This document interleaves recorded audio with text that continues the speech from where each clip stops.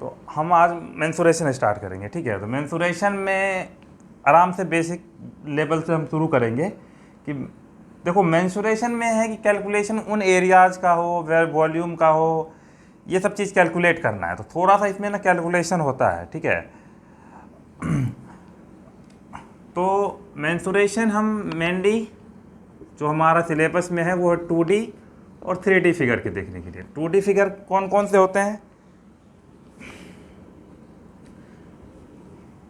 2D मतलब 2 dimensional, ठीक है, और 3D मतलब 3 डायमेंशनल, ठीक है। हम 2D फिगर उन फिगरों को कहते हैं जिनके पास सिर्फ लेंथ होता है और ब्रेथ होता है या विथ होता है, जो भी बोलो, ठीक है। सिर्फ लेंथ और ब्रेथ हो तो हम ओनली लेंथ एंड ब्रेथ, ठीक है। तो 2D फिगर मेंसुरेशन में 2D फिगर्स का सिर्फ लेंथ और ब्रेथ होता है। लेकिन 3D फिगर, जैसे मान लो कि तुम्हारा कोई बुक हुआ या कोई ऑब्जेक्ट उठाते हो तो वो 3D है, ठीक है। कोई मिठाई का डब्बा उठाओ, कुछ भी उठाओ, तो वो 3D फिगर है एक तरह से, ठीक है। कंप्यूटर है, तुम्हारा लैपटॉप है, फ़ोन है, सब 3D है। देखो 3D और 2D उनके, क्योंकि उनके पास लेंथ भी होता है, ब्रेथ भी होता है और हाइट भी होता है, ठीक है। तीनों चीज़ें होती है। अब जैसे एग्जाम्पल के तौर पे मैं तुमको बताता हूँ। मान लो कि तुम बुक का एक पेज उठाते हो, तो एक पेज उठाओ, उस बुक का एक पेज जब उठाते हो तो वो क्या है, तुम ध्यान से देखोगे तो मान लो कि तुमने एक पेज ऐसे करके निकाला, तो इस पेज का तुम क्या कर सकते हो, सिर्फ लेंथ और ब्रेथ निकाल सकते हो, और कुछ है, हाइट वाइट नहीं है, नहीं है ना। अब पूरी का पूरी बुक को पकड़ लो, तुमको ध्यान में आएगा कि लेंथ भी है, ब्रेथ भी है और हाइट भी है। तुम ध्यान से देखो अपने बुक को, बात समझ में आ रहा है? हाँ, तो किसी भी, हाँ अब देखो 2D का मतलब है कि सिर्फ लेंथ और ब्रेथ, तो इससे हम सिर्फ और सिर्फ एरिया, मतलब इन फिगर्स का सिर्फ एरिया पता कर सकते हैं। जिन फिगर्स में या जिन ऑब्जेक्ट पे हमारे पास हाइट नहीं होगा, उसका हम वॉल्यूम नहीं पता कर पाएंगे, क्योंकि वॉल्यूम के लिए हमको हाइट चाहिए ही होगा। 2D फिगर्स में सिर्फ हम एरिया पढ़ेंगे, इसमें सिर्फ एरिया आएगा और इसके अलावा एरिया और पेरीमीटर, दैट्स ऑल। इसके अलावा इनमें कुछ भी नहीं होता है। जैसे एग्जाम्पल के तौर पे मान लो बहुत सारा चीज़ है, मान लो कि तुम्हारे पास एक स्क्वायर है, स्क्वायर फिगर है, तो इस स्क्वायर का तुम क्या क्या निकाल सकते हो, सिर्फ लेंथ और ब्रेथ है तुम्हारे पास, इसीलिए तुम सिर्फ एरिया निकाल पाओगे या इसका पेरीमीटर निकाल पाओगे, दैट्स ऑल, ठीक है। लेकिन अगर मैं तुमको एक क्यूब दे दूं,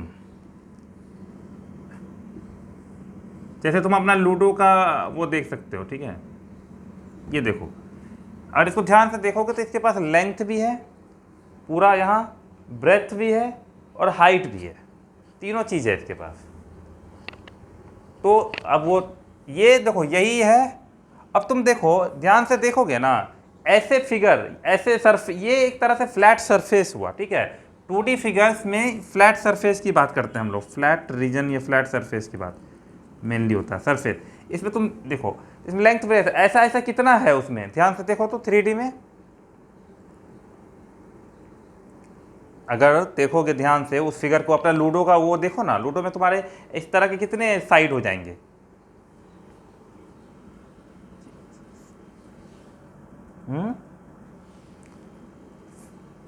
बोलो,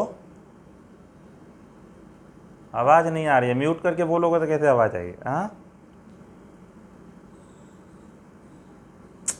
अरे ऐसे ऐसे 6 सरफेस होंगे ना, ध्यान से देखोगे तो फ्लैट सरफेस है, एक सरफेस, दो सरफेस, इस तरह से 6 सरफेस है हमारे पास, इसीलिए उसका 6 सरफेस, एरिया ऑफ 6 सरफेस होता है, ठीक है। निकालते हैं हम उनका।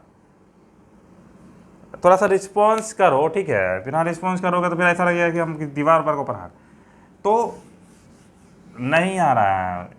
तो 2D और 3D है, तो समझ गए, फिगर्स में डिफरेंस समझ में आ गया। इसके पास सिर्फ लेंथ ब्रेथ होगा और 3D वाले में लेंथ ब्रेथ और हाइट तीनों चीज़ें होंगी, इसीलिए हम उनका वॉल्यूम निकाल पाएंगे, इनका नहीं निकाल पाएंगे, ठीक है।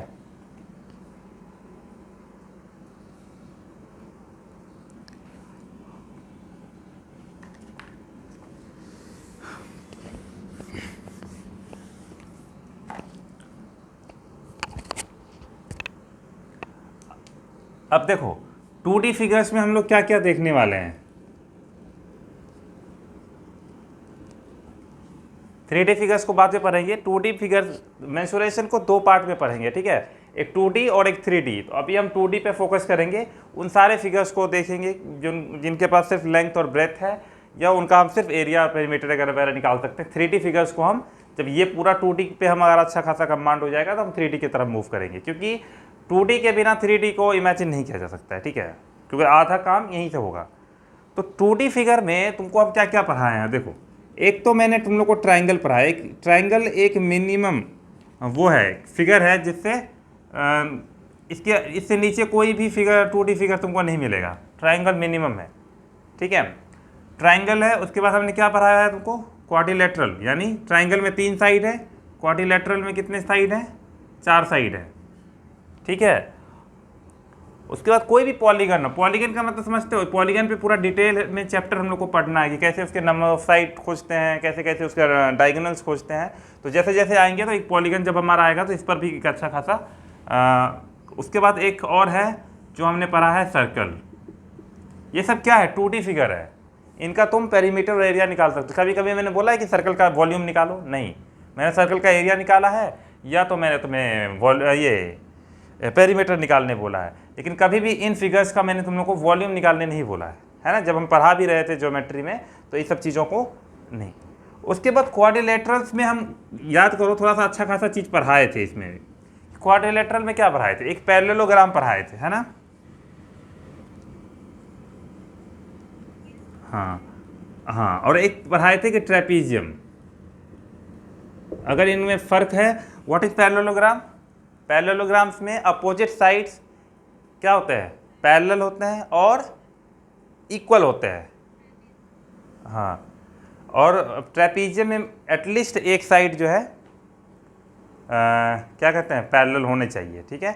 पैरेललोग्राम में हम लोग पढ़े थे कि जैसे कि हमारा रेक्टेंगल है, स्क्वायर है और रोम्बस है। मैंने बोला था कि सारे रोम्बस जो है वो पैरेललोग्राम है, ठीक है, लेकिन सारे पैरेललोग्राम रोम्बस नहीं है।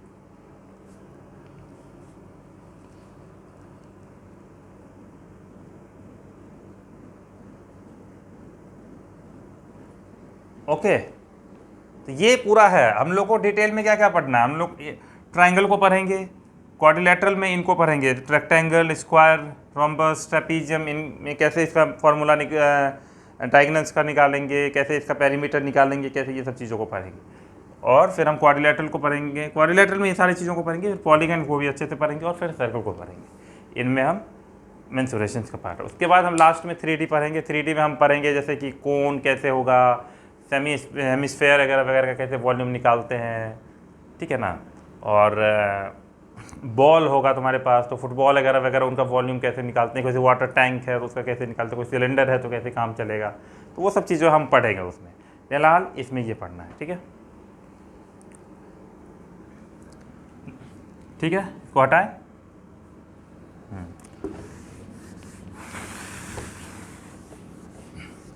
अब 2D फिगर में सबसे पहला जो हम चीज़, एक बात, 2-3 चीज़ें जानना जरूरी है। तुम लोग कहते हो एरिया, एरिया, ये एरिया होता क्या है, ये बताओ, व्हाट इज एरिया।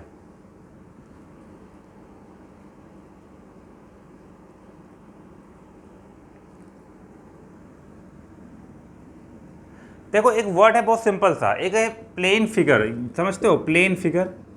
इस प्लेन फिगर को कहते हैं कि ऐसा कोई भी फिगर जो नॉर्मली हम पेज उस पे प्लेन सरफेस पे बना सकते हैं, फ्लैट सरफेस पे बना सकते हैं, जैसे तुम्हारा सर्कल, ट्रायंगल, ये सब को तुम बना सकते हो। लेकिन एक बुक को बनाने के लिए 3D फिगर में वो चाहिए होता है, ठीक है। तो प्लेन फिगर ऐसे फिगर है जिनके बाउंड्री, जैसे फ्लैट सरफेस, मतलब तुम्हारा मान लो कोई पेज है, मान लो कि मैंने एक ट्रायंगल ड्रॉ किया, मान लेते हैं ट्रायंगल ड्रॉ किया, तो ये एक प्लेन फिगर हो गया।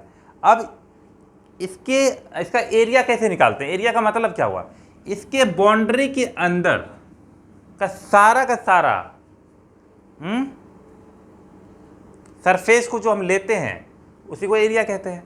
जैसे मान लो कि बाउंड्री के अंदर ही, मान लो कि मैं बोलूँ कि स्क्वायर का एरिया निकालो, तो इसके अंदर का ही, बाउंड्री के अंदर जो भी चीज़ होगा उसी के अंदर निकालोगे, ऐसा तो नहीं कि बाहर निकल जाओगे। तो बाउंड्री के अंदर हम लोग निकालते हैं। That means area of any plane figure is the amount of surface enclosed within the boundary lines. जो जितना सरफेस एक बाउंड्री लाइन के अंदर है उसी को एरिया कहते हैं, ठीक है। तो अगर किसी भी फिगर का एरिया निकालना हो तो उस का बाउंड्री हमको पता होना चाहिए, तभी जाकर के हम निकाल पाएंगे, ठीक है। क्योंकि बाउंड्री पता होगा तो तभी हम जाकर लेंथ और ब्रेथ पता कर पाएंगे। तो एरिया क्या है, मैं लिखवा देता हूँ, लिख लो। Area of any plane figure, अच्छे से लिखने में फ़ायदा ही है। Area of any plane figures is the amount of surface within its boundary lines.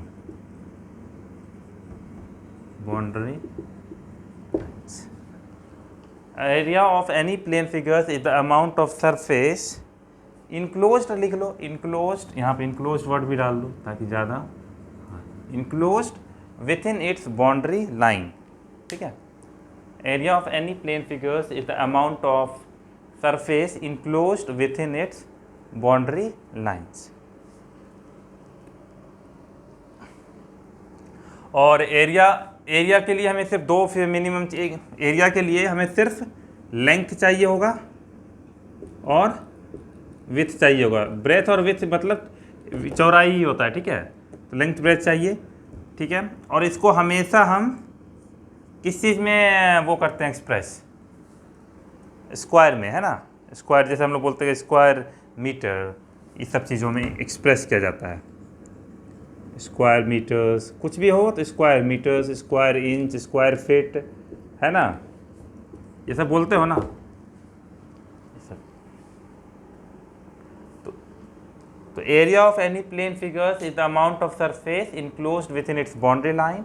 इनके लिए, और एरिया पता करने के लिए हमको सिर्फ लेंथ और विड्थ की ज़रूरत होगी, ठीक है। और इनको हम एक्सप्रेस कैसे कर सकते हैं स्क्वायर मीटर में, कि कैसे, मान लो कि तुम्हारे पास ये है एक कोई फिगर है, मान लो इसकी लेंथ दे रखी है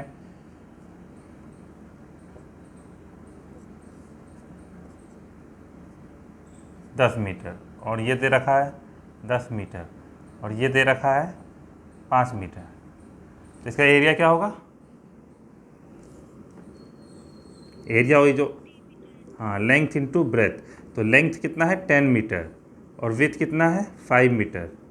तो ये कितना हो गया 50 स्क्वायर मीटर होता है। इसको ऐसे ऐसे लिखते हैं, ठीक है, मीटर स्क्वायर जैसे पढ़ना है पढ़ो। ये है, तो देखा तुमने, ये और ये भी मल्टीप्लाई हुआ है, सब कुछ को मल्टीप्लाई किए, इसको भी मल्टीप्लाई किए, और 10 और 5 को मल्टीप्लाई किए, और फिर तो एरिया का फॉर्मूला क्या है हमारा, लेंथ इंटू, हाँ, ब्रेथ। तो area will be equal to, area कोई किसी भी फिगर का, उनको आप उसका लेंथ ले आइए और उसको ब्रेथ से मल्टीप्लाई कर दीजिए, ठीक है। इस तरीके से हम जो है किसी भी फिगर्स का एरिया पता कर सकते हैं। पेरीमीटर क्या होगा,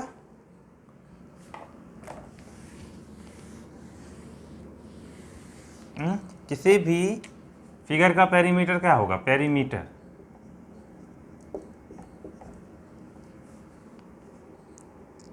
बोलो, सिंपल लैंग्वेज में, ठीक है। किसी भी ज्योमेट्रिकल फिगर का उसके जो total length of the sides है वो, तो पेरीमीटर कुछ नहीं, एक सिंपल सा लैंग्वेज में total length of the sides,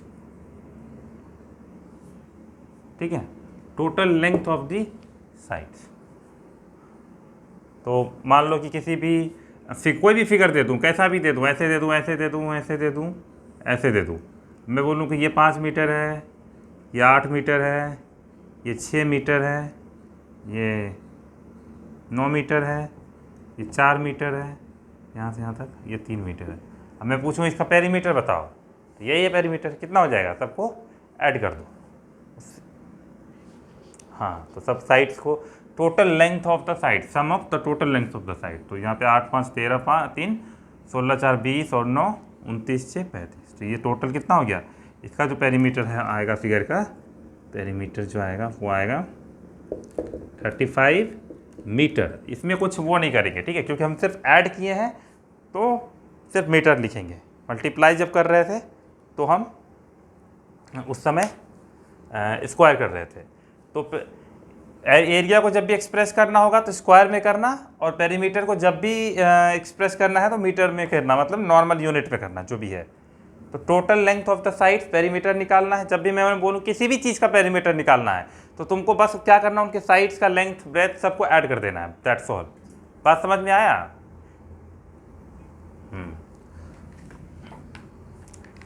अब हम पढ़ेंगे क्वाड्रिलेटरल। क्वाड्रिलेटरल किसको कहते हैं,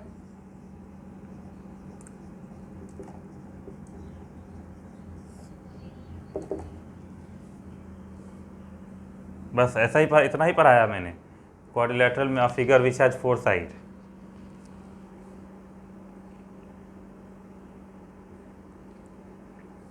फोर साइड्स, ठीक है, कोई भी 4 साइड क्लोज्ड फिगर, ठीक है, any 4 sided closed figure is a quadrilateral. Any 4 sided closed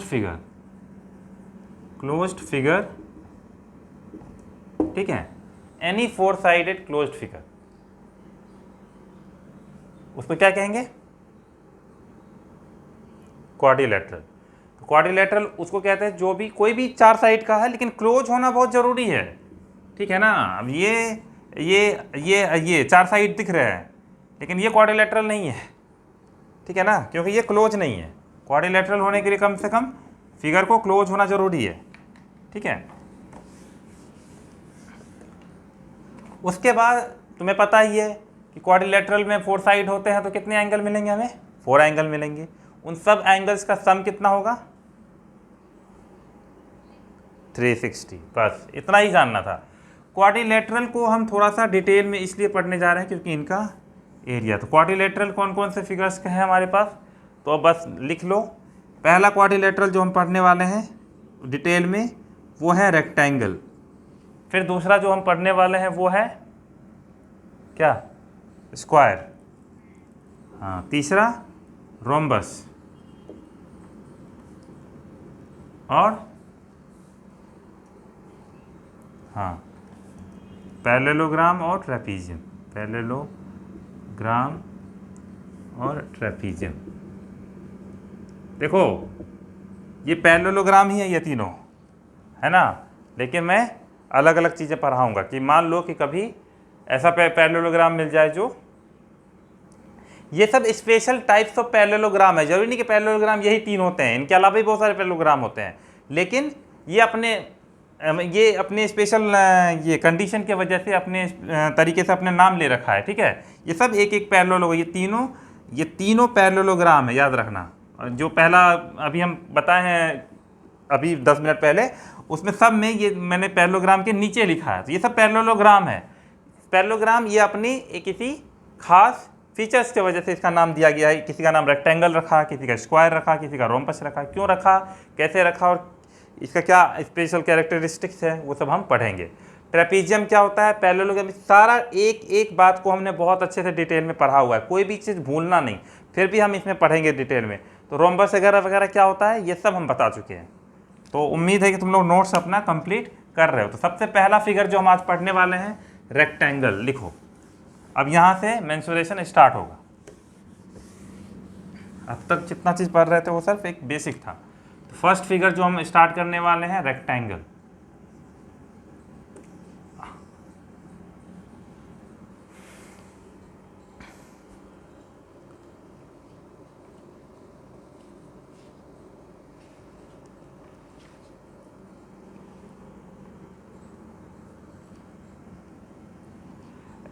rectangle start करने से पहले एक छोटा सा चीज़ बताते हैं हम। अब रेक्टेंगल ही स्टार्ट करेंगे। तुमको पता है अगर मुझे किसी भी चीज़ का एरिया निकालना हो तो मुझे क्या क्या चीज़ की ज़रूरत पड़ेगी, मान लो कि ये एक लेंथ और ब्रेथ की ज़रूरत पड़ेगी।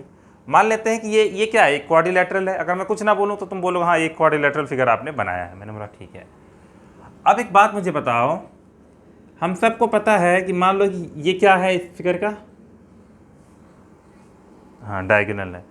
और हम यहाँ से, अब देखो इसमें तुमको कितने ट्रायंगल मिल गए, देखो ध्यान से, तो 2 ट्रायंगल मिले। अब ध्यान से देखना, मैं अगर यहाँ से 90 डिग्री ड्रॉ करता हूँ, मान लो कि कहीं पर ड्रॉ कर दिया, तो ये क्या मिल जाएगा हमको, अपने अपने फिगर का हाइट। 2 ट्रायंगल बने, तो हाँ ठीक है ना। ये ट्रायंगल को इमेजिनेशन करो कि ये एक बेस है, उस पर तुमने एक हाइट ड्रॉ किया हुआ है, ठीक है। इसको मान लो H1 रख देते हैं, इसको H2 रख देते हैं, कोई दिक्कत नहीं है। और मान लो A, B, C और D, किसी भी क्वाड्रिलेटरल का एरिया अगर हमको फार्मूला नहीं पता हो तो कैसे निकाल सकते हैं, वो चीज़ हम तुमको बता रहे हैं, बेसिक क्या है। तो इसमें बताओ, इसमें कितने ट्रायंगल हैं, 2 ही ट्रायंगल है ना। हाँ अभी हम 2 ट्रायंगल ड्रॉ किए।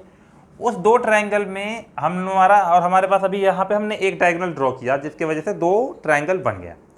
अब देखो हमको पहला इस ट्रायंगल का एरिया चाहिए, तो क्या होगा बताना। तो एरिया ऑफ ट्रायंगल यहाँ ABD रख लो, कोई दिक्कत नहीं है। क्या होगा, equals to half into base. हाँ बेस क्या है, BD, ओके, इंटू हाइट क्या है, H1। हाँ और दूसरा वाला का बताओ, एरिया ऑफ ट्रायंगल, दूसरा ट्रायंगल क्या है, एरिया ऑफ ट्रायंगल, अरे रुको क्या रखूँ, ट्रायंगल का नाम क्या रखते हैं, BDC, चलो BDC। तो हाफ इंटू इसका भी बेस क्या है, BD और H2, ठीक है। अब देखो इसका भी एरिया निकाल दिए, इसका भी एरिया निकाल, अगर ऐड कर देंगे तो पूरे फिगर का एरिया हो जाएगा। देखो हाँ कोई भी फिगर हो ना, मान लो मैं कोई फिगर दूं, इसका एरिया निकाल लूँ, इसका एरिया निकाल लूँ, दोनों को ऐड कर दोगे तो पूरा एरिया हो गया। एरिया तो वही होता है जो पूरे बाउंड्री लाइन के अंदर सारा सरफेस होता है, ठीक है। तो अब बताओ इस फिगर में तो हमको क्या करना है, बस दोनों को ऐड कर देना है। तो एरिया ऑफ क्वाड्रिलेटरल ABCD कितना है, एरिया ऑफ क्वाड्रिलेटरल ABCD कितना होगा, ऐड कर दो इन दोनों को हम ऐड कर देंगे तो क्या मिलेगा, ऐड कर लो दोनों को, तो यहाँ से मिलेगा, लिख देता हूँ, half into BD into H1 ये है, फिर प्लस दूसरा कितना, half into BD into H2, half into BD into H2, ठीक है। थोड़ा सा अब इसमें कॉमन क्या क्या ले सकते हैं, थोड़ा फिगर, हाँ हाफ और BD कॉमन ले सकते हैं, वेरी गुड। और इनटू क्या हो गया हम लोग, हाँ very good, H1 plus H2। हाँ तो तुमने देखा, दैट मीन्स अगर कोई भी क्वाड्रिलेटरल है, BD यहाँ पे क्या था, इसका डायगोनल था। अगर हम लोग को डायगोनल पता हो तो क्या करना है, और हाइट पता हो 2 फिगर का, तो आराम से क्या कर सकते हैं, निकाल सकते हैं आंसर। तो हाफ इंटू डायगोनल क्वाड्रिलेटरल का into sum of the heights, ठीक है। ये एक वो है, देखो अब धीरे धीरे हम जिस तरह से हमने ज्योमेट्री को एक एक चीज करके डिटेल में पढ़ा, उसी तरह हम तुमको मेंसुरेशन भी डिटेल में पढ़ाएंगे। ऐसा नहीं है कि भागना है, एक बार अच्छे से पढ़ लो। नोट्स प्रॉपर, ज्योमेट्री का नोट्स कैसा बन रहा है, बना रहे हो ना, पूरा भेज दिया मैंने। हाँ बन गया तो अच्छी बात है, जितना और थोड़ा सा उसको अब पलटते रहना, देखते रहना। जैसे ही हम लोग मेंसुरेशन का 10 से 20% खत्म करेंगे, हम थोड़ा ज्योमेट्री को फिर से रिवाइज करेंगे, कुछ पे क्वेश्चन करके। अब हम क्वेश्चन करेंगे, ज़्यादा रटे मोटे थ्योरी वोरी पढ़ने की ज़रूरत नहीं है। तो किसी भी क्वाड्रिलेटरल का हमको पता चल गया तो हम आराम से इस तरीके से भी हम निकाल सकते हैं एरिया, ठीक है। अब हमारा नेक्स्ट मकसद है कि एक एक करके नाम से पढ़ते हैं, ठीक है। तो पहला हम रेक्टेंगल स्टार्ट करेंगे। रेक्टेंगल के बारे में अच्छा खासा ज्ञान तो है ही, बचपन से देखते आ रहे हैं। क्या होता है रेक्टेंगल, कि बोलता है कोई भी फिगर हो, ठीक है, कोई भी ऐसा फिगर हो जो क्या हो, जिसका देखो छोटी छोटी बात लिख देते हैं। मान लो हमको पता है कि ये रेक्टेंगल है, तुमको हम एक फिगर बना देते हैं, ठीक है, ये एक रेक्टेंगल हो गया, ठीक है, ABCD। तो रेक्टेंगल पहली क्या चीज़ है, 4 साइडेड क्लोज्ड फिगर है, ये भी है ना, क्वाड्रिलेटरल है तो 4 साइडेड क्लोज्ड फिगर तो है ही, क्लोज्ड फिगर में सारा बात इसके अंदर जो जो गुण है सब लिख देंगे, ठीक है। उसके बाद क्या है, इन सब का एंगल क्या है, हाँ 90 डिग्री।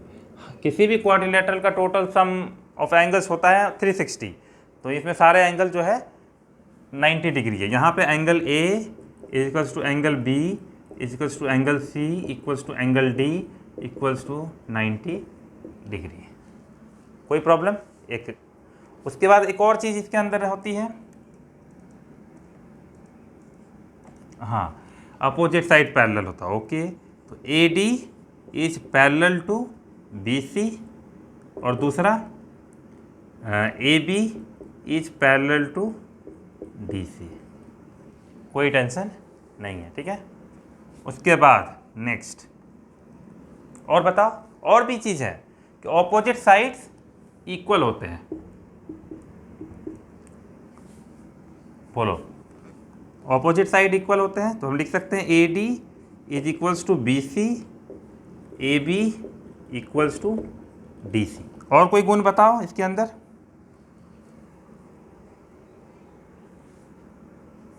अरे वो तो गुण हो ही, बात ही सेम ही हो गया ना, कोई भी क्वाड्रिलेटरल है उसका तो 360 होगा। एक और गुण है, और वो गुण ये है इसके अंदर कि जो इसके डायगोनल्स है ना, कितने डायगोनल्स बनेंगे ये बताओ पहले। एक क्वाड्रिलेटरल में 2 बनेंगे, तो 2 डायगोनल्स बनेंगे, क्वाड्रिलेटरल में 2 ही बनते हैं, और इनके डायगोनल्स आपस में इक्वल होते हैं, तो लिख सकते हो AC is equals to BD। बस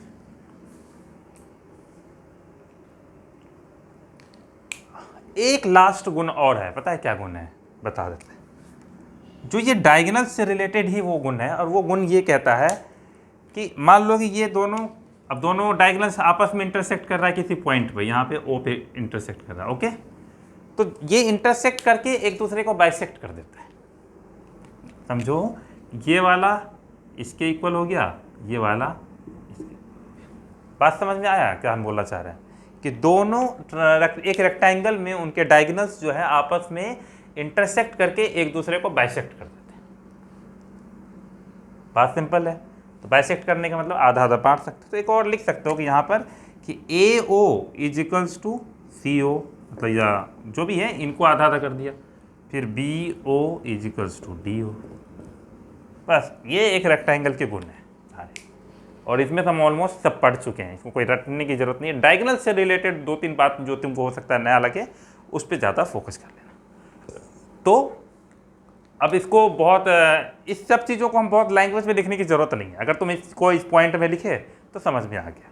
फिर भी एक बार रिवाइज कर लेते हैं। रेक्टेंगल कोई भी 4 साइडेड क्लोज्ड क्वाड्रिलेटरल फिगर है, ठीक है। 4 साइडेड मतलब क्वाड्रिलेटरल, कोई भी क्वाड्रिलेटरल क्लोज्ड फिगर को हम तो रेक्टेंगल 4 साइडेड क्लोज्ड फिगर है, लेकिन इनके कुछ स्पेशल कैरेक्टरिस्टिक्स हैं, जैसे इनके सारे एंगल इक्वल होने चाहिए, और वो भी इक्वल होने के साथ साथ 90 डिग्री होना चाहिए। ऑपोजिट साइड्स पैरेलल होना चाहिए, साथ में साथ ऑपोजिट साइड पैरेलल होने के साथ साथ इक्वल भी होना जरूरी है। उसके बाद इनके डायगोनल्स आपस में इक्वल होना चाहिए, साथ में ये इंटरसेक्ट करके बाइसेक्ट कर देते हैं एक दूसरे को, और इस तरीके से AO इक्वल टू CO और BO इक्वल टू DO मिलता है हमको। इस फिगर को अच्छे से ड्रॉ करो और ये पूरी बातें लिख लो।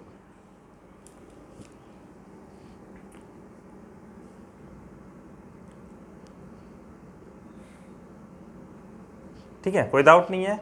अब हम लोग रेक्टेंगल में क्या क्या चीज़ों को ध्यान पढ़ेंगे। देखो, सबसे पहले चूंकि रेक्टेंगल एक फ्लैट रीजन है, प्लेन सरफेस पे पढ़ रहे हैं, 2D फिगर पढ़ रहे हैं, तो हमको पता है कि इसका सिर्फ हमको यहाँ से यहाँ तक क्या मिलेगा, लेंथ, और यहाँ से यहाँ तक क्या मिलेगा, ब्रेथ। बोलो कोई प्रॉब्लम? जो सबसे लंबा वाला साइड होगा उसको लेंथ बोलना, जो छोटा साइड होगा उसको ब्रेथ बोलना। इसमें कोई कन्फ्यूजन नहीं होना चाहिए, ठीक है। लेंथ हमेशा याद रखना ब्रेथ से ज़्यादा होगा, चौड़ाई हमेशा कम होगी लंबाई से, ठीक है। और एरिया निकालने के लिए हमको क्या करना है, अगर मैं पूछूं एरिया ऑफ रेक्टेंगल, मैं रेक्टेंगल पढ़ रहा हूं तो बार बार लिख नहीं रहा हूं, एरिया ऑफ रेक्टेंगल समझ जाना, ये रेक्टेंगल है, एरिया जो है रेक्टेंगल का निकाल रहे हैं, तो इसमें हमको क्या चाहिए, उसके लेंथ को उसके ब्रेथ के साथ मल्टीप्लाई कर दोगे तो रेक्टेंगल मिल जाएगा, ठीक है। तो area is equals to length into breadth. एक बात का ध्यान रखना, इसको स्क्वायर मीटर में कन्वर्ट करना। मान लो कि मैं तुम्हें यहाँ पे दे देता हूँ लेंथ जो है 10 सेंटीमीटर दे देता हूँ और ब्रेथ में दे देता हूँ 6 सेंटीमीटर, तो तुम मुझे बताओ एरिया कितना हो जाएगा। हाँ, बोलने का तरीका है, लेंथ को आप 10 रखिए, 10 पूरा लिखता हूँ ताकि तुम लोग समझो, 10 सेंटीमीटर इंटू 6 सेंटीमीटर। याद रखना 10 को 6 के साथ मल्टीप्लाई करोगे तो ये 60 आएगा, और सेंटीमीटर को सेंटीमीटर के साथ मल्टीप्लाई करोगे तो सेंटीमीटर स्क्वायर आएगा, ठीक है। इसको पढ़ते स्क्वायर सेंटीमीटर, कोई दिक्कत नहीं। तो हमेशा एरिया स्क्वायर में हमको बताना जब भी हम पूछेंगे, ठीक है। उसके बाद पेरीमीटर क्या होगा, पेरीमीटर अभी बताए कि सारे लेंथ के सारे साइड के जो लेंथ को ऐड कर दो। हाँ, तो यहाँ पर हम पेरीमीटर को ऐड करेंगे तो यानी, अच्छा एक बात बताओ, एक रेक्टेंगल में कितने लेंथ है, ध्यान से देखो तो, एक लेंथ ये, एक ये और एक ये, दो है ना, दो लेंथ हैं और दो ब्रेथ है ऑपोजिट साइड, दोनों को ब्रेथ ही एक ही नाम देंगे। समझ में आ रहा है। एक रेक्टेंगल में दो लेंथ होते हैं आपस में, एक ये लेंथ है, एक दोनों आपस का लाइन, और दो ब्रेथ होता है। यहीं से फॉर्मूला बनता है कि 2l + b। तुमको ये सब जानना ज्ञान नहीं है, पेरीमीटर में जब भी होगा पूरा साइड वाइड ऐड कर देना, ठीक है। तो हाँ, तो यहाँ से आराम से आ गया 2 इंटू, अगर हम निकालने जाएँ यहाँ तो 10 + 6 16, दैट इज 32। और इस बार याद रखना हम क्या यूनिट क्या रखेंगे, हाँ सिर्फ सेंटीमीटर रखेंगे क्योंकि हम ऐड कर रहे हैं बस, ठीक है। यहाँ मल्टीप्लाई कर रहे थे इसलिए स्क्वायर बन गया, अदरवाइज नहीं बनेगा, ओके।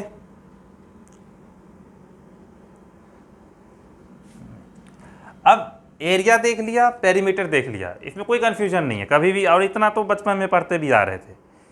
अब एक बात खुद से ऑब्जर्व करना कि अगर मैं तुमको डायगोनल का लेंथ पता करने बोल दूं तो तुम खुद ही निकाल लोगे, मुझे कुछ करने की ज़रूरत नहीं है। देखो इस फिगर को मैं आधा थोड़ा यहाँ ड्रॉ कर, थोड़ा फिगर ज़्यादा हो गया है तो इसको मिटा के मैं दूसरा फिगर बना रहा हूँ ताकि डायगोनल को थोड़ा ज़्यादा अच्छे से समझ सकें। ये एक रेक्टेंगल है, ये एक डायगोनल है, ठीक है। और एक बात बताओ, ये वाला ट्रायंगल कौन सा ट्रायंगल होगा बताना, क्योंकि हमको पता है कि ये सब 90 डिग्री होता है, तो ये कौन सा ट्रायंगल मिला मुझे बीच में, हाँ तो ये राइट एंगल ट्रायंगल मिल गया। राइट एंगल ट्रायंगल में हमको, अब चूंकि मान लो कि मुझे लेंथ दिया हुआ है और रेक्टेंगल का ब्रेथ भी दिया हुआ है, तो क्या मैं ये जो नहीं पता कर पाऊंगा क्या, आराम से पता कर सकते हैं। तो डायगोनल इक्वल्स टू क्या होगा, डायगोनल का अगर स्क्वायर देखो, डायगोनल्स स्क्वायर, अगर इसका स्क्वायर निकालेंगे तो डायगोनल का स्क्वायर इक्वल्स टू क्या होगा, लेंथ का स्क्वायर प्लस ब्रेथ का स्क्वायर, ठीक है। ये जो हमारा डायगोनल है इसको निकालना है, मान लो ये हमारा डायगोनल है, तो इसको निकालने के लिए क्या है, diagonal square equals to length का स्क्वायर प्लस ब्रेथ का स्क्वायर। अब यहाँ से हमको पता चल गया कि डायगोनल का क्या हो जाएगा, √L² प्लस B²। बहुत ईजी है, रटने की जरूरत नहीं है इसमें।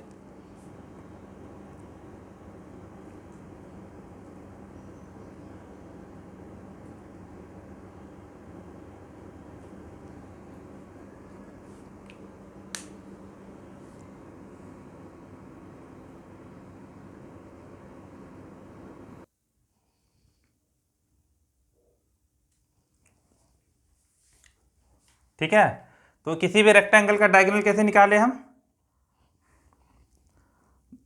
अपने राइट एंगल ट्रायंगल को देखा और फिर उसका ये इस्तेमाल किया कि ये हाइपोटेन्यूस बन गया था, लेंथ ब्रेथ था हमारा, तो diagonal square equal to length square plus breadth square. तो यहाँ से डायगोनल, तो कभी भी हम डायगोनल क्या बताएंगे। और एक बात और याद रखना, डायगोनल जो होता है वो लॉन्गेस्ट साइड होता है, तुम्हें पता है सबसे लंबा साइड अगर किसी फिगर का होता है तो उसका डायगोनल होता है। बात समझ में आया? अगर डायगोनल अगर तुम यहाँ से निकालने जाओगे ना तो तुम्हारा लेंथ और ब्रेथ से ज़्यादा मिलेगा, कभी भी छोटा नहीं मिलेगा। ये कॉमन सेंस भी है और समझने के लिए भी है, ठीक है। ओके, चलें आगे। अब देखो रेक्टेंगल के अंदर बहुत सारा फेमस चीज़ है कि एक एरिया ऑफ पाथ है। मान लो कि एक ज़मीन है, थोड़ा सा समझ लेते हैं। मेरे पास एक रेक्टेंगुलर ज़मीन है, ठीक है, ये बन गया रेक्टेंगल। मेरे पास एक रेक्टेंगुलर ज़मीन है, ठीक है। अब इस ज़मीन पे मुझे मान लो कि एक घर बनाना है। मान लो मैं यहाँ इतना दूर में घर बना रहा हूँ, एक सेकेंड,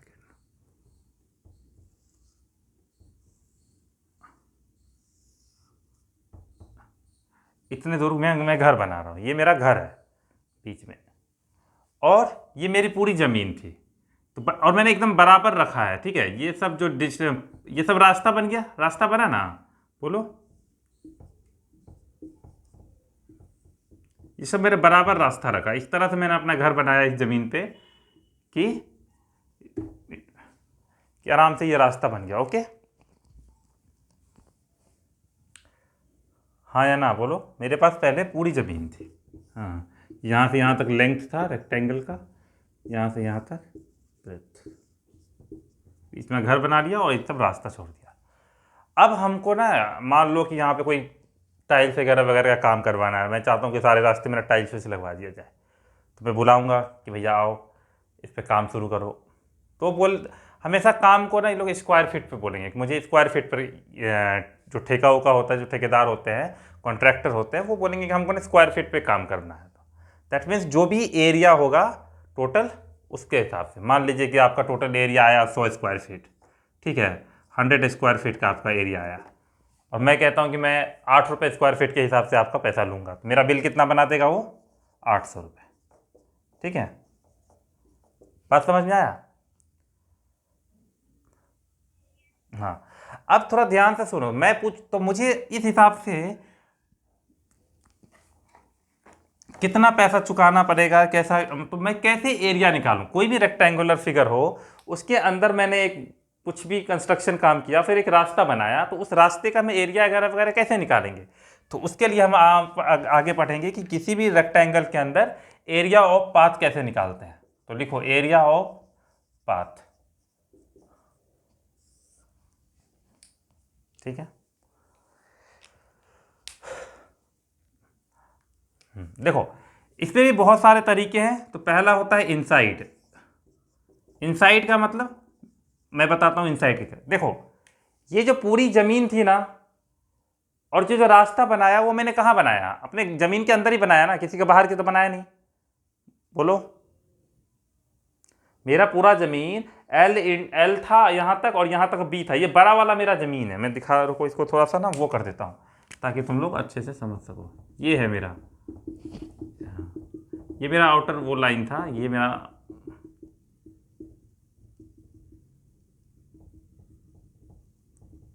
ये था, और मैंने जो रास्ता बनाया है वो मैं अपने ज़मीन के अंदर ही बनाया हूँ। तो पहली बात तुम बताओ, पहले तो ये बताओ कि, और तो इनसाइड वाल जब एरिया ऑफ पाथ निकालना है और वो अंदर निकालना है मुझे अपने क्या कहते हैं ज़मीन के अंदर ही पूरा टोटल मेरे पास जो है, तो कैसे निकालते हैं? सबसे पहले ये बताओ मेरे ज़मीन का एरिया है कितना? Area of total path, area of, मान लो यहाँ से मैं ट्रायंगल नाम दे देता हूँ अपने ज़मीन का, ABCD। तो एरिया ऑफ ABCD कितना है? सिंपल सी बात है। क्या होगा बताओ, यहाँ जो दिया है उसी से बताओ। एरिया निकालने के लिए क्या क्या चाहिए? कितना लेंथ क्या है, तो एरिया ऑफ एबीसीडी क्यों नहीं बता पा रहे हो? एकदम से सन्नाटा छा जाता है यार। लो अब बताओ क्या होगा। हाँ तो वो बताओ ना ऐसे करके, एल इंटू बी। ठीक है, अब मैंने घर बनाया है यहाँ पे, ठीक है, ज़मीन दे के, और सब जगह मैंने दो एक्स एक्स मीटर का या जो भी हो इतना मैंने जगह छोड़ दिया है चारों तरफ, ठीक है। तो अगर मैं पूरे एरिया में से इस एरिया को घटा दूं तो मुझे पाथ का एरिया मिल जाएगा, ध्यान से बताओ।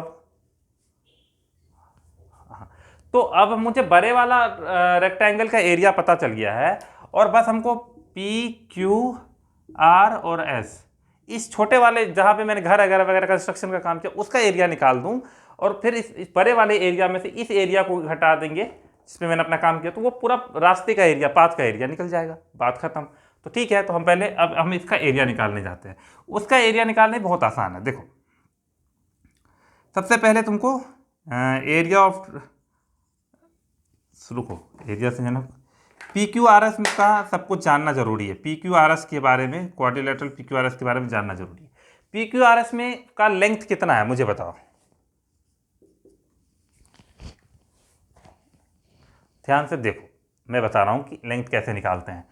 इतना पूरा एल है यहां से यहां तक, और ये कितना है, एक्स है, और ये यहां भी एक्स है ना, ये भी एक्स है, बोलो। तो पूरे एल में से कितना एक्स घटाना पड़ा, तो ये आ जाएगा इतना से यहां तक 2x। तो देखना एल जो लेंथ निकालोगे, यहां लिख देता हूं, length equals to L minus 2x। कोई दिक्कत? क्योंकि देखो ये पूरा था, यहां समझो ना, यहां से यहां तक पूरा एल था, एक x यहां से लिया, और एक x यहां से काट दिया, इसी जगह हम अपना काम करें, तो इसका कितना लेंथ हो जाएगा, एल माइनस 2x। बात समझ में आ रही है? ऐसे ही ब्रेथ निकालोगे तो कितना हो जाएगा, यहां देखो पूरा b है, आधा x इधर x इधर, तो ये कितना हो गया P Q, b minus 2x। हाँ 2x दोनों तरफ घटाएंगे ना, क्योंकि तुम इस साइड भी घटाए हो, इस साइड भी घटाए हो, दोनों साइड घटाए हो। तो इस अब हम इसका एरिया निकालने जाएंगे तो क्या निकलेगा, एरिया क्या होता है, लेंथ इनटू ब्रेथ, तो l माइनस 2x और b माइनस 2x, इसको हम मल्टीप्लाई कर लेंगे, और बताओ इसका एरिया कितना है।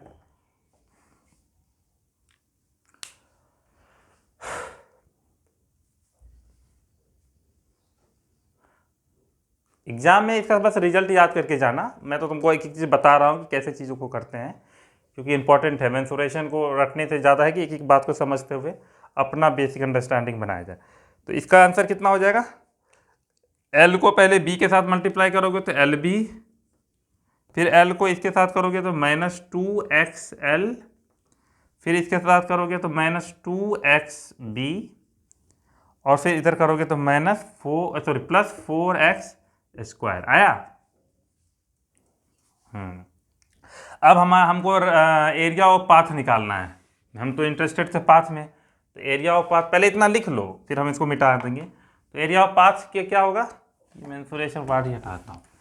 एरिया ऑफ पाथ में क्या होगा कि ये वाला एरिया में से, बड़े वाले एरिया में से area of A B C D, area of A B C D minus area of P Q R S, है ना, area of A B C D minus area of P Q R S. इस पूरे area में से अगर ये वाला part को हटा दें तो हमको ये वाला पार्ट मिल जाएगा। बात समझ में आया? तो अब माइनस कर दो, तो area of A B C D कितना निकला, L B, L B minus area of ये सब का कितना निकला, यहां लिख देता हूं, L B -2xl -2xb plus 4x²। बस इसको करो, फिगर अब हटा ही देते हैं, इसको सॉल्व करो। LB -LB plus 4xl plus 4xb plus minus 4x²। यहाँ से ये और ये कैंसिल, क्या कॉमन आ गया? कॉमन क्या आया?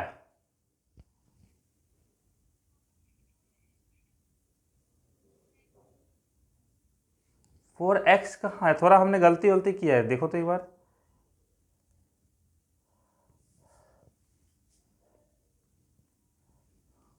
फोर एक्स कॉमन नहीं आना चाहिए, हाँ थोड़ा कुछ तो गड़बड़ हुआ है।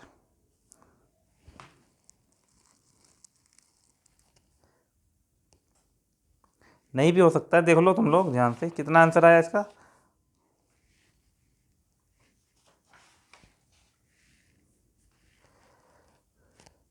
हमने सही से निकाला है, ये गड़बड़ नहीं हुआ है। L-2x वो किया था, और फिर b का मैंने b-2 ब्रेथ निकाला, b-2x, ओके। फिर इसका एरिया निकाला है, तो यहाँ से हमारा LB-2XL, फिर -2XB और प्लस 4x²। हाँ वही तो मैं पूछ रहा हूँ कि मैंने कैसे लिख दिया, कितना लिखूँ? 2XL 2 ही लिखूँगा ना? हाँ हो, यही तो 2x वो भी, हाँ 2XL प्लस 2XB, तब हाँ अब सही है। तो अब यहाँ से 2x कॉमन आएगा, हाँ लेंथ ब्रेथ -2x, ठीक है। कुछ और भी गड़बड़ हो रहा है, मुझे ऐसा लग रहा है। कहाँ गड़बड़ हो गया? -2XL -2XB और प्लस 4x², ये तो हमने किया। फिर हम लोग कुछ गड़बड़ नहीं कर रहे हैं, देखो तो यहाँ पे, यहाँ से LB लिया -2x, सब कुछ तो सही लिया।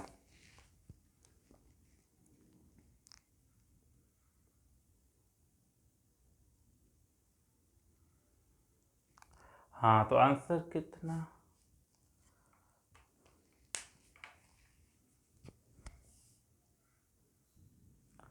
तो इस तरीके से अगर कभी area of path direct inside निकालना हो तो हमको ये वाला चीज़ याद रख के जाना है, बात खत्म। तो इतना सारा कहानी तुमको बस हम बेस बनाने के लिए किए थे। अगर कब तुमसे एग्जाम में पूछें कि एरिया ऑफ पाथ बताइए, और इनसाइड वाला अंदर के लिए, तो एरिया ऑफ पाथ इनसाइड के लिए तुम्हारा यही हो गया।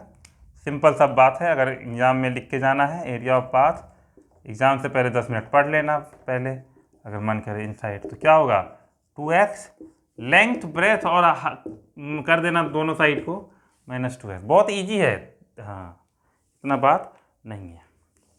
अब आउटसाइड वाले को भी हम लोग प्रूफ करेंगे। 3 है, एक आउटसाइड है और एक मिडवे है, सब बताते हैं। 3 तरीके से हम पाथ को बना सकते हैं एक रेक्टेंगुलर फील्ड में या किसी भी फिगर में।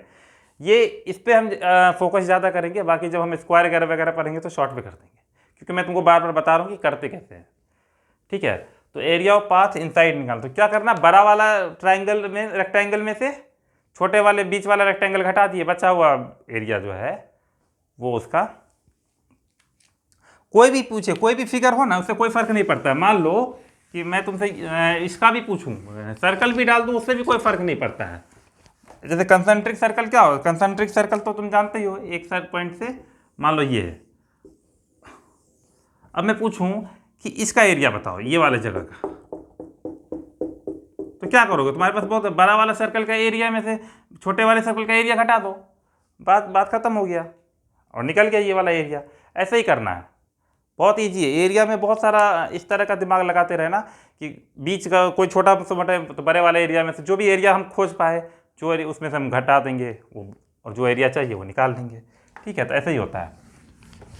अब अगर एरिया ऑफ पाथ आउटसाइड देख लेते हैं, ठीक है, area of path outside, outside मान लो कि मेरे पास एक रेक्टेंगुलर जमीन है, ठीक है,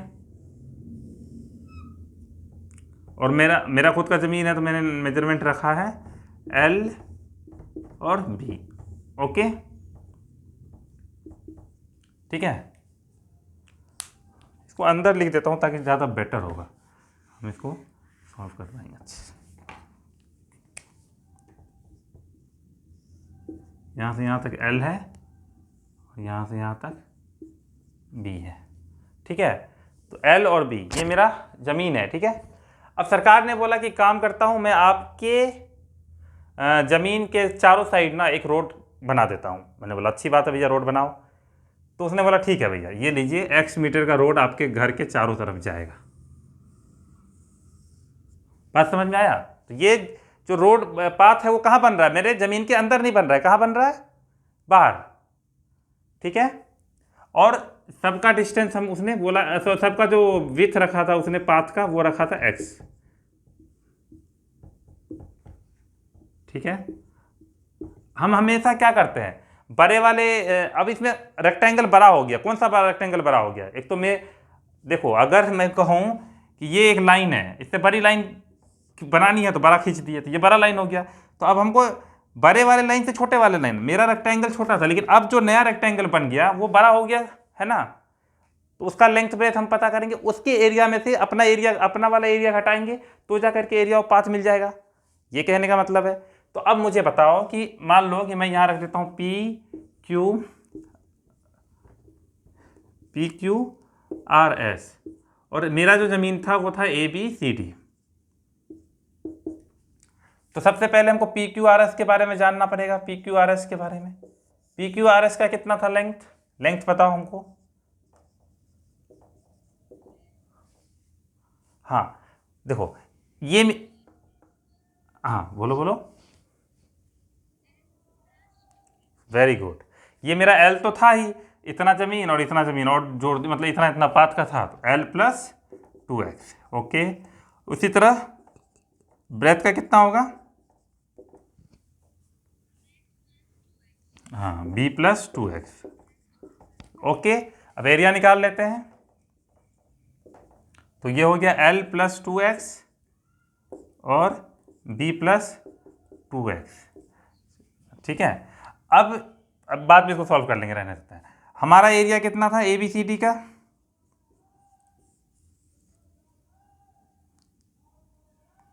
अरे लेंथ इनटू ब्रेथ। तो एरिया ऑफ पाथ आउटसाइड का क्या निकाल सकता हूं? Area of PQRS minus area of ABCD, है ना। Area of PQRS minus area of ABCD, ठीक है।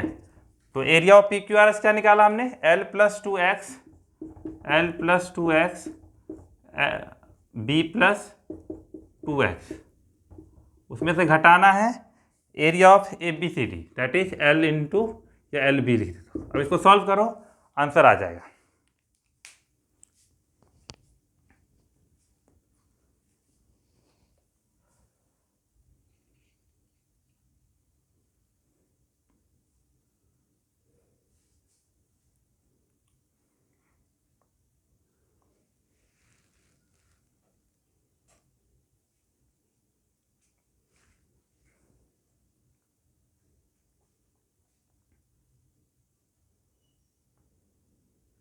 कितना आया, सॉल्व कर लो।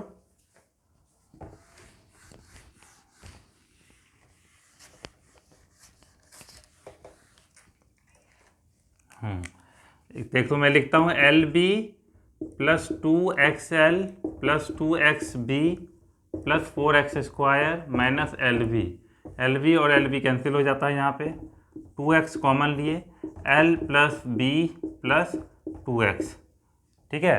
तो एरिया ऑफ पाथ आउटसाइड क्या हुआ? 2x कॉमन लिया, L + B + 2x।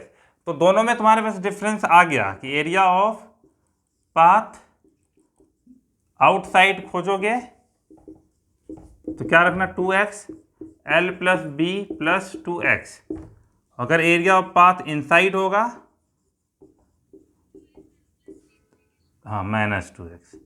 बस ये दोनों अब याद रहने के लिए 2x L plus B -2x। बस जो भी डायमेंशन दिया रहेगा इसे पुट कर देंगे और आंसर निकाल लेंगे।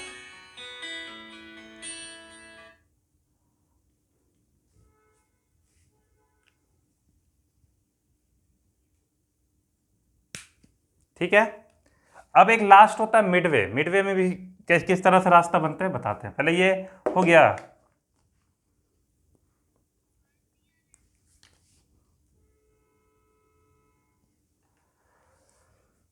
मैंने कहा कि अब एरिया ऑफ पाथ इनसाइड और आउटसाइड निकाल लिया, अब हम मिडवे निकालेंगे। एक और लास्ट पाथ होता है, हाँ, और फिर एक और बात है, उसके बाद हमारा रेक्टेंगल वाला सेशन खत्म हो जाएगा और उस पर आराम से हम बहुत सारे क्वेश्चन कर सकते हैं। अंडरस्टैंडिंग बहुत इंपॉर्टेंट है, ठीक है। तो मैं PDF भेज दूंगा ताकि तुम लोग नोट्स अभी से बनाना शुरू करो मेंसुरेशन का, और ताकि सिस्टमेटिक वे में तुम लोग अच्छे से इसको पढ़ सको। तो नेक्स्ट हम एरिया ऑफ पाथ मिडवे देखेंगे। मिडवे अब मतलब समझाते हैं मिडवे का मतलब क्या होता है। देखो, मान लो मेरे पास एक जमीन है रेक्टेंगुलर,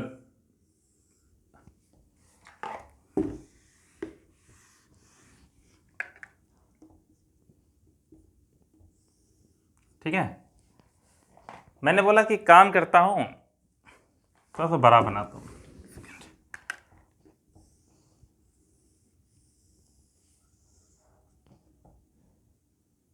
ठीक है। ये मेरे पास ज़मीन का रेक्टेंगुलर ज़मीन है। तो रेक्टेंगल लग रहा है ना, टेढ़ा हो गया,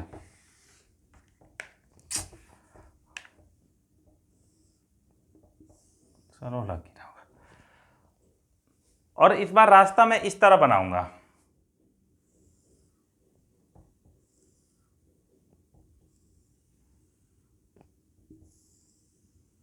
ये काम तुमने दिया। तो अब मुझे बताओ, और मेरा याद रखना ये मेरी पूरी ज़मीन है, यहाँ से लेके यहाँ तक, L यहाँ तक और यहाँ तक ये मेरी है। अब इस बार मैंने अंदर ही बनवाया अपना सारा काम। तो अब मैं तुमसे पूछूं कि एरिया ऑफ पाथ निकालने तो, और याद रखना सारे पाथ का जो ये वाला जो डायमेंशन है वो x दिया है, ठीक है।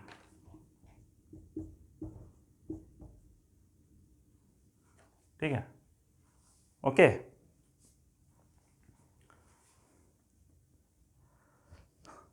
तो हम क्या बोले हैं कि एरिया ऑफ पाथ निकालिए। इसमें भी बहुत आसान है, तुम लोग देखो, हम सबसे पहले इस वाले पार्ट का एरिया निकाल लेते हैं। बताओ, ये वाले एरिया का P Q R और S, बताना area of P Q R S। Area of P Q R S तो निकालना ही है, लेकिन P Q R S के बारे में पहले जानना है कि P Q R S का लेंथ क्या है। यहाँ पे बताओ, पहले इस पर फोकस करो, ये वाला पाथ पे। L प्लस एक्स प्लस कहाँ से आया? अच्छा देखो, ध्यान से सुनो, इस वाले का लेंथ कितना है, लेंथ बताओ। इस वाले पाथ का लेंथ तो उतना ही है जितना मेरी ज़मीन है। हाँ, तो पी क्यू आर एक्स का लेंथ हमने रख दिया L। विथ कितना है, ब्रेथ बी। इतना बड़ा पाथ बना रहे हो, पाथ तुम इतना ही बना रहे हैं। क्या बोल रहे हो, B माइनस एक्स तो ये वाला जगह है, हम तो x ही रखे हैं इतना ना, ये तो x है, हम देखो दिया हुआ है। तो B माइनस एक्स तो ये वाला पार्ट हो गया ना, फिर तो ये सिर्फ x है, तो ये वाला देखो, ध्यान से फिगर को एनालाइज करना सीखो, रिकॉग्नाइज करो इस पे कि ये पूरा L है जो दिया हुआ है नीचे, और हम बता भी तो रखें कि पाथ का जो विथ है वो ब्रेथ है वो तो x है। तो फिर क्या इधर उधर की बातें बोल रहे हो, एक रोड बना रहे हैं, ये लंबा है, इतनी विथ है, तो x बोलो, सही समझ में आया? पी क्यू आर पे फोकस करो और इतना ही हो गया। अब हमारा इसका एरिया कितना हो जाएगा, LX, ठीक है। अब उसी तरह हम एक और बना देते हैं, ABCD, ABCD बोलो, ABCD के बारे में बताओ, लेंथ कितना है?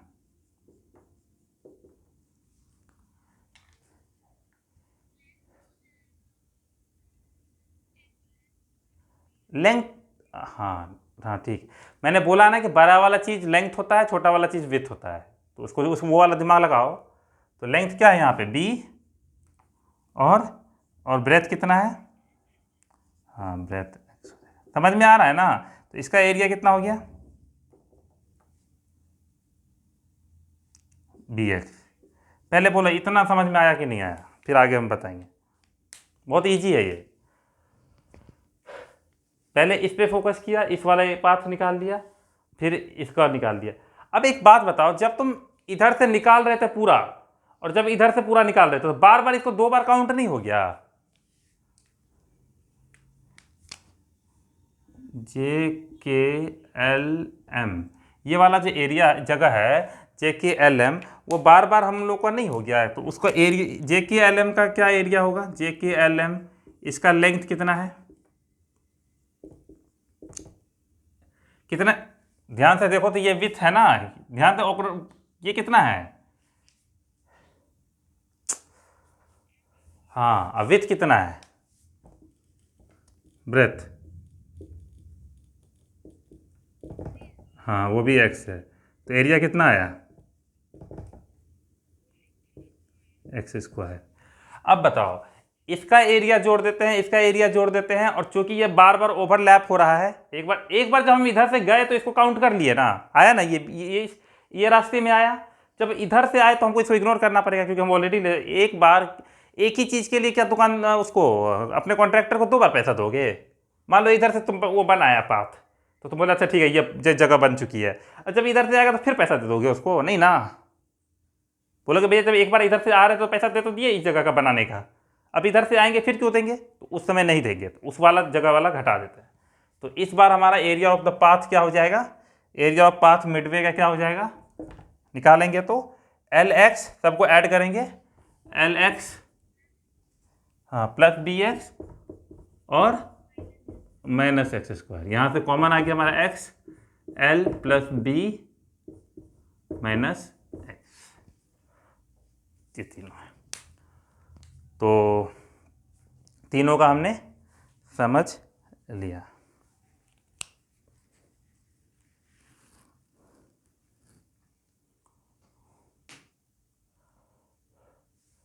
तो एरिया ऑफ पाथ मिडवे, तो तीनों समझ गए। तो अब एक बार रिवाइज कर लेते हैं। एरिया ऑफ पाथ इनसाइड रहता है तो क्या होता है? 2x L plus B minus 2x।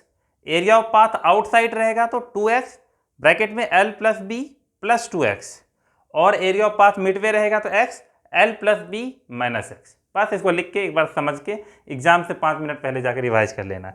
अगर कभी इनके तुम भूल भाल भी गए तो भी तुम्हारा दिमाग इतना तेज है कि थोड़ा सा फोकस करके यहाँ तक पहुँचा जा सकता है। थोड़ा कैलकुलेट लगेगा, कैलकुलेशन करना पड़ेगा अगर याद नहीं रहा तो।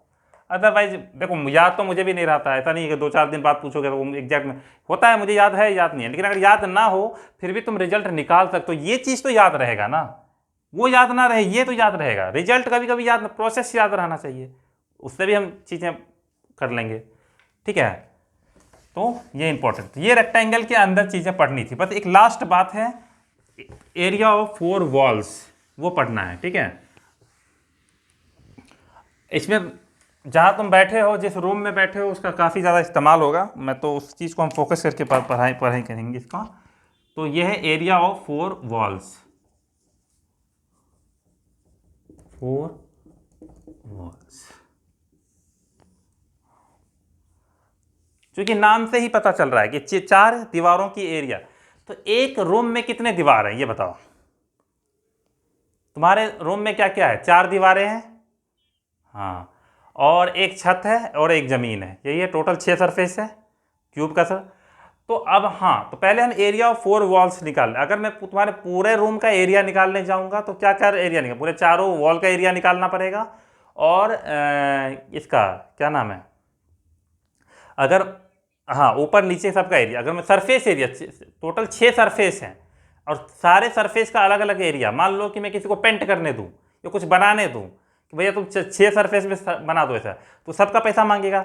भैया आप ज़मीन से लेके मतलब ज़मीन पे भी, छत पे भी, और आपका ये 4 दीवार हम कुछ का सारा काम किया, तो बताइए इतना स्क्वायर फीट के हिसाब से आपका पैसा हुआ। तो बोल, तो सबसे पहले मान लो कि तुमने एक पेंटर रखा, पेंटर को तुमने पेंट करने के लिए अपनी 4 दीवारें दी, बोला भाई इस पर ना वाइट पेंट कर दो, उन्होंने बोला ठीक है।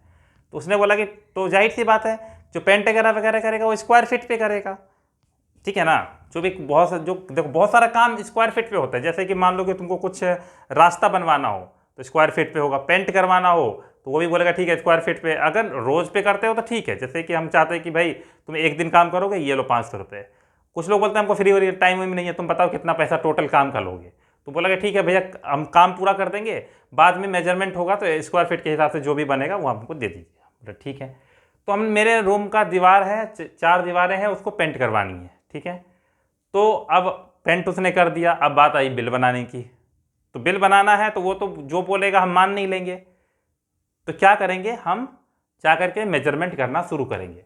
तो देखो अब एक और बात है, मान लेते हैं कि मेरा जो रूम है उसका ये एक वॉल है मान लेते हैं, चलो फिलहाल अभी के लिए छोटा सा मान दो, एक वॉल है। तो ये क्या हो गया, लेंथ, और ये हो गया ब्रेथ, ठीक है। अपने दीवार को देखो, एक दीवार दिख गया, एक साइड दीवार में जिसका लेंथ नीचे ज़मीन से देखोगे तो पूरा लेंथ, और ऐसे करके देखोगे तो विड्थ है, हो गया ओके। इसका एरिया कितना होगा, लेंथ इंटू ब्रेथ, ठीक। हाँ ध्यान से सुनना, थोड़ा सा इस चीज़ को टर्न आउट करते हैं, रुक जाओ। एरिया ऑफ 4 वॉल्स में देखते हैं। तुम्हारे रूम को थोड़ा सा ध्यान से देखो। अब इसको थोड़ा ज़मीन ले लो, तो इसको ज़मीन कंसीडर कर लेते हैं। तो अपने फ्लोर को देखो पहले, अभी दीवार मत देखो, फ्लोर देखो। फ्लोर को देखे तो यही बना लेंथ और ब्रेथ, ओके। अब तुम इस पर दीवार खड़ा कर दो, दीवार जब खड़ा करोगे तो उसकी अपनी हाइट होगी। पहले अपने रूम का जमीन देखो और उसको लेंथ और ब्रेथ का नाप दे दो। अब हमने दीवार खड़ी कर दी तो दीवार का हाइट होगा ना अपना, ओके ठीक है। अब सुनो,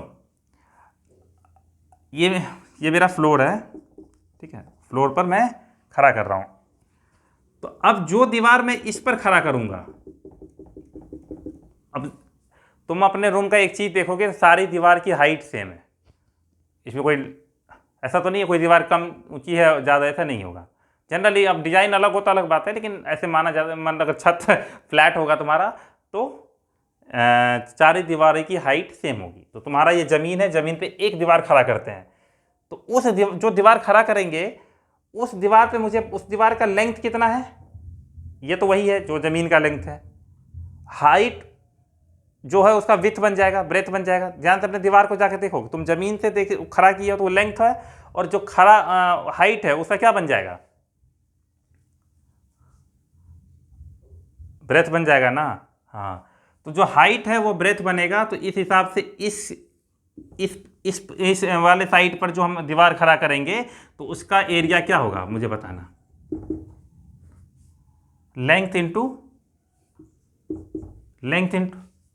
ब्रेथ। इसमें क्या है,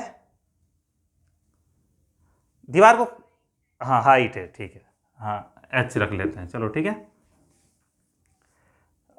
अब सेम टू सेम दीवार आगे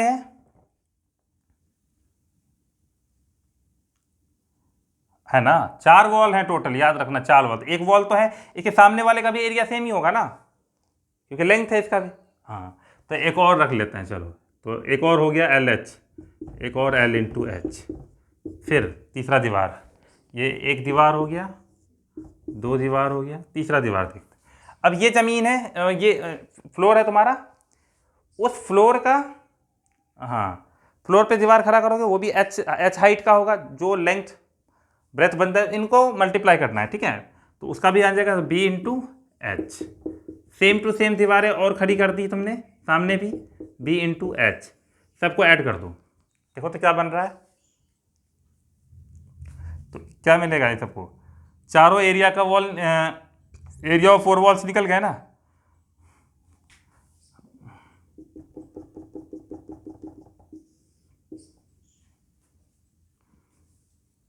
ठीक है, तो तुमको एरिया निकलेगा LH 2LH प्लस 2BH, है ना। यहाँ से 2H कॉमन आएगा और L प्लस B आ गया। ठीक है, आया, ये देखो आया। अच्छा एक बात बताओ, मैंने तुम लोगों को क्या पेरीमीटर का क्या बताया था? Perimeter of a rectangle, sum of the side, या हाँ, तो 2 लेंथ थे 2 ब्रेथ था, तो ये यही लिखवाया था ना। देखो तो एक बार, 2L प्लस बी, यहाँ भी है ना, 2 है, L प्लस बी है, इस चीज़ को देखो तो 2L plus B into H,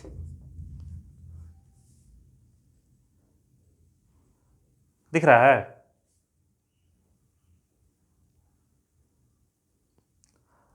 नहीं दिखा? और ये चीज़ क्या है मेरा? पेरीमीटर। क्या है ये? पेरीमीटर। तो अगर मुझे एरिया ऑफ 4 वॉल्स निकालना हो तो क्या करेंगे? जो भी मेरी दीवार की हाइट होगी उसको मैं अपने फ्लोर के पेरीमीटर से मल्टीप्लाई कर दूंगा, या छत से। छत और फ्लोर का एरिया सेम ही होगा, ठीक है। तो नहीं समझ आ रहा है क्या? बस हाँ, वही देखो ना, तुम्हारे सामने खुद रिजल्ट निकला। मैं डायरेक्ट यहाँ नहीं पहुंचा हूँ। मैं चाहता हूँ तो डायरेक्ट बोलता area of 4 walls equals to perimeter of floor और इनटू उसके हाइट। मैं ऐसा बोल सकता था, लेकिन मैंने ऐसा नहीं किया। मैं हर चीज़ को, एक एक चीज़ को तुम्हें एक्सप्लेन करते हुए यहाँ पहुँचा, और खुद ही तुमने ऑब्जर्व किया कि 2L प्लस बी तो पेरीमीटर हुआ करता था, है ना। तो निकाल दिए। और याद रखना, दीवार हम फ्लोर पे क्या कर रहे हैं? खड़ा कर रहे हैं। अब एरिया ऑफ 4 वॉल्स तो हो गया। अगर कभी कभी ऐसा भी हो जाए कि area of 4 walls plus roof add कर दे, इसमें रूफ का भी एरिया जोड़ दे, तो क्या हो जाएगा? रूफ का भी एरिया एक्स्ट्रा जोड़ देंगे तो एरिया ऑफ 4 वॉल्स तो हमको पता ही है, उस पर रूफ का एरिया, जो रूफ का एरिया और फ्लोर का एरिया तो सेम ही है कि नहीं? हाँ, तो एरिया ऑफ 4 वॉल्स तुम्हारा आया, ये हमारा आया area of perimeter of floor, हाँ फ्लोर या रूफ, उससे कोई फर्क नहीं पड़ता, हाँ, इनटू हाइट, ये हमारा आया। और यहाँ पर इसका L इंटू बी आया, जो भी इसका लेंथ ब्रेथ होगा। तो इस तरह से तुम्हारा area of 4 walls plus floor का क्या आ गया? अगर ध्यान से देखोगे तो कुछ नहीं करना, बाद में ऐड कर देना। ज़्यादा अलग अलग चीज़ को, एरिया को मतलब ऐसे ही तोड़ तोड़ के। तो एरिया ऑफ 4 वॉल्स क्या होगा? एरिया ऑफ 4 वॉल्स निकाल लेना, उसमें फिर एरिया ऑफ रूफ का जोड़ देना, फ्लोर का जोड़ देना, तुम्हारी मर्जी है, ठीक है। बहुत ईजी है, तोड़ तोड़ करके चीज़ों को सीखो,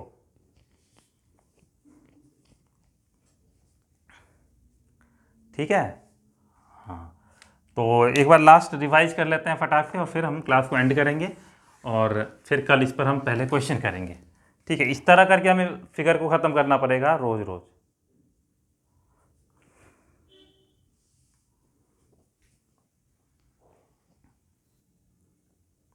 ठीक है, तो एक बार लास्ट रिवाइज कर लेते हैं कि रेक्टेंगल के बारे में अब तक हमने क्या क्या पढ़ा, और फिर हम क्लास को एंड कर देंगे। रेक्टेंगल के बारे में पढ़ा कि ये एक क्वाड्रिलेटरल फिगर है, 4 क्लोज्ड साइडेड फिगर। और उसके बाद हमने ये देखा कि इसके 4 एंगल होते हैं, इनके डायगोनल्स इक्वल होते हैं, इनके डायगोनल्स एक दूसरे को बाइसेक्ट करते हैं। इसका एरिया निकालना है तो लेंथ इंटू ब्रेथ निकाल लेंगे। एरिया और इसके अंदर का पाथ वाला जो एरिया है, जैसे पाथ अगर हम इनसाइड निकालते थे तो क्या करते थे? पाथ इनसाइड निकालते थे तो क्या होता था? 2x L plus B minus 2x।